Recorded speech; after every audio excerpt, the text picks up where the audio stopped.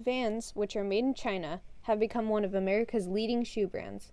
Founded by brothers Paul Van Doren and James Van Doren in California, the Vans company has been covering people's feet for 50 years. But are they covering up more than that? Let's find out. Labor practices of China for Vans. The workers make less than $2 a day, which means they make about $150 a month. Most workers have to stand all day due to the lack of chairs. They also lack vents, heaters, and air conditioning. They are exposed to harmful chemicals, and they work with dangerous machines all day. If they are injured, there's usually no medical help. They wake up usually around 6 a.m. or earlier and work until 6 p.m. or later.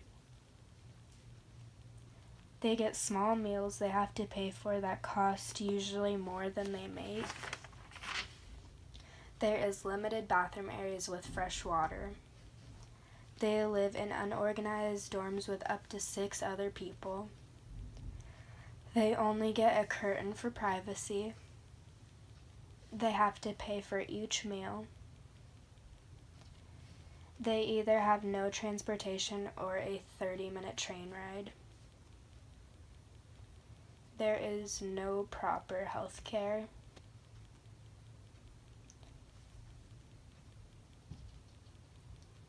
No child care.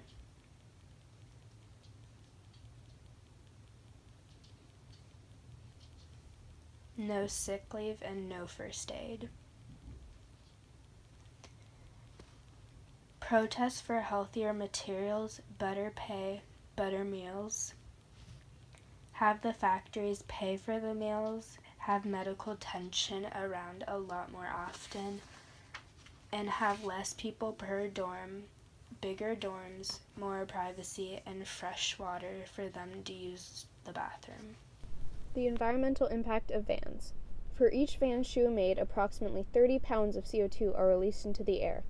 Much of this environmental devastation is due to the rubber production. Vans shoes go through a process called vulcanization, which is the act of heating rubber at high temperatures with sulfur to cure it.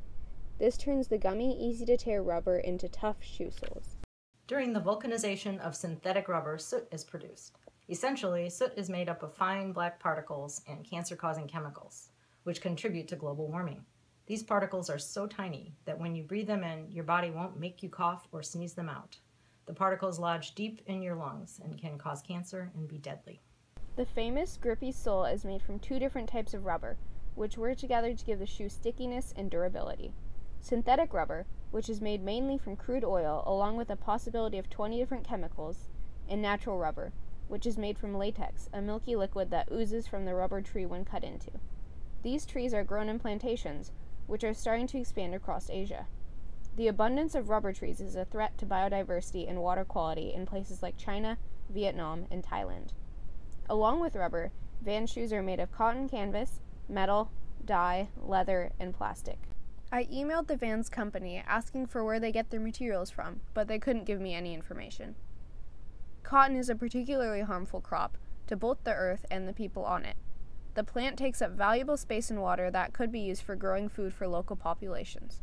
Cotton is also the most pesticide-heavy crop in the world, and when picked by hand is damaging to workers. Since the material being dyed is cotton, it can retain both natural and synthetic dyes. I asked the Vans company about what dye they use, but they couldn't give me any information again.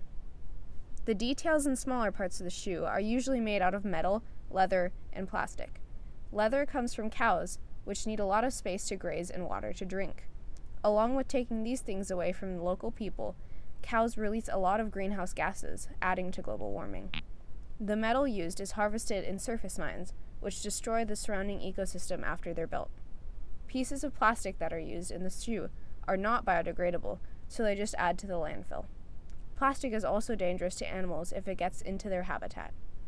In the factory, there are multiple different productions that release possibly toxic fumes into the air.